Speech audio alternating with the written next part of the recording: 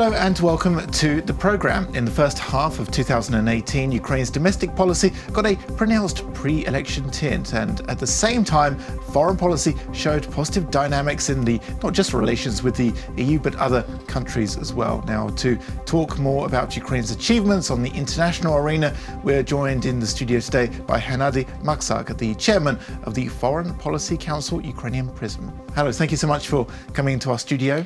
Thank you for having me here. So I can see in your hand you've got a booklet that as a report that you've issued recently and published recently. So firstly, can you give us a broad sense of how Ukraine's foreign policy has developed in 2018? Basically, you're right. This is a quite fresh publication, and we here try to monitor more than 50 directions of foreign policy. When it comes to scores, I would say that this is on the same level as it was in previous year. But we could find those advanced directions and those which are maybe not that focused. We have the focus from Ukrainian authorities. So I think this is on the same level when it comes to the general results we have in 2018. Yeah, and how do you measure this success? It's quite difficult, I would say. We have 5 indicators. The first one is political involvement or engagement, how political actors, politicians are involved in foreign policy performance and its implementation. Second one, coordination between different agencies, inter-agency cooperation. The third one, strategic vision. How this or that direction is envisaged in different strategies, concepts and white books.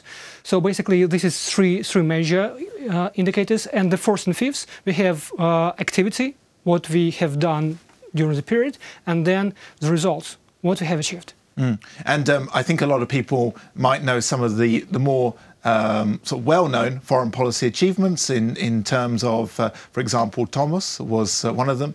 Another one is sort of further NATO integration, but also I noticed in the booklet before we came on about Iran, so it's every country. So I imagine there's a lot that happens behind the scenes. What are sort of the major successes in your opinion from your research?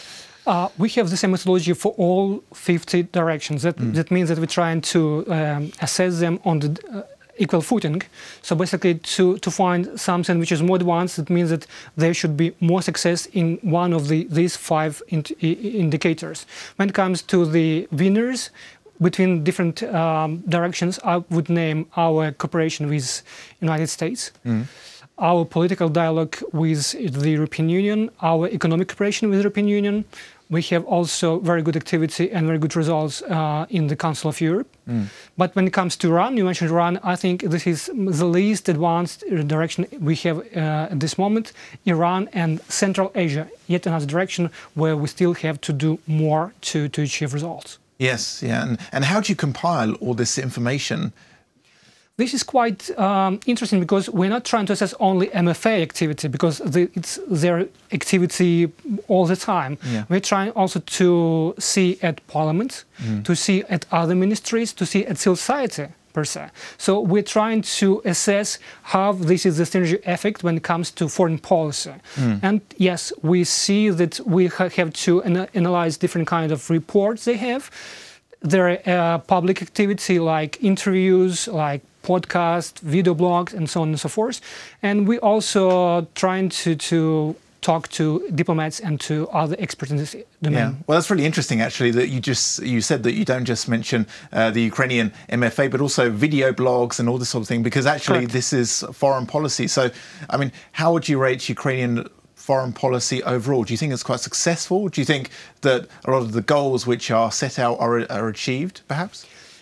When it comes to our perception of Ukraine abroad, I think this is one direction which is underestimated in Ukraine.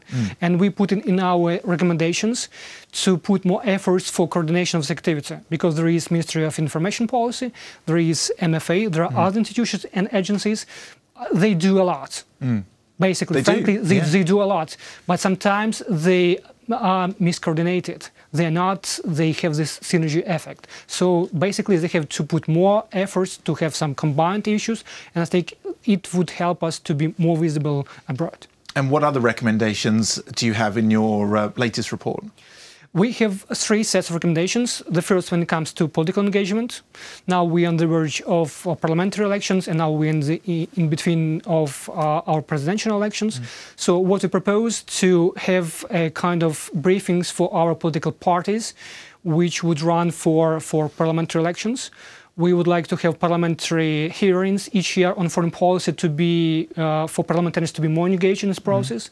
When it comes to institutional cooperation, we are for audit of all bilateral and multilateral instruments we have in order to find out which are effective, maybe which one we could just implement in another country or in another region.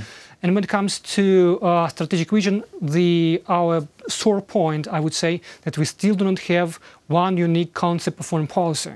We have different directions, different spots, but not as a whole comprehensive document. And are there other countries that have sort of one foreign policy, a clear foreign policy? Yes, I would say that even Great Britain could be named as the country where we have the document which envisages what are the priorities, what are the resources for that, and what could be done in that regard. Yeah. Our neighbors in Slovakia, in other countries, so I think it's even in Russia has its foreign policy concept. But in Ukraine, it's enshrined in the constitution that the direction of EU membership and NATO membership, this is there. So when you say there's not a clear way, how could it be clearer, for example? I would rather try to explain what I mean. It's not about our indication of our priorities. Yeah. We have them in constitution, you're right. We have them in other documents. We have this parliamentary address of presidents. But at the same time, when it comes to other activities, to other regions which lay behind the priorities, we have more difficult position when it comes to just trying to find out what is the priorities and what is our core interest in that region or that region. I mean, would it be fair for me to say that it's a bit more difficult for Ukraine to make its foreign policy because things are changing so fast? So say, for example, before 2014, there was a lot of trade, for example, between Ukraine and Russia. Now it's not so much. And because of the war, obviously, Ukraine's projection has been more towards the European Union and more towards the US, and they're building up these things. So it's not just politics, but also economics as well. Ukraine is trying to build trade with China, for example. So that's another foreign policy. So do you think that that's a fair argument? Is a fair argument. I would say that in this publication we also deal not only with geographical directions, but also with functional directions. Economic diplomacy, public diplomacy, security and others. And when it comes to economic diplomacy, you are right that we're trying to reassess what we can do abroad in third countries, in European Union. Yes, this is our main strategic partner. We have around 40% of our export going to these countries. But also we show what are the instruments in other regions. In Latin America, with China. You mentioned China, but unfortunately China is not the big trade partner of Ukraine because it's not the consistent policy we have in this regard. But I would say economic policy still prioritized very high because it's one of 4 priorities President set with our MFA and other institutions.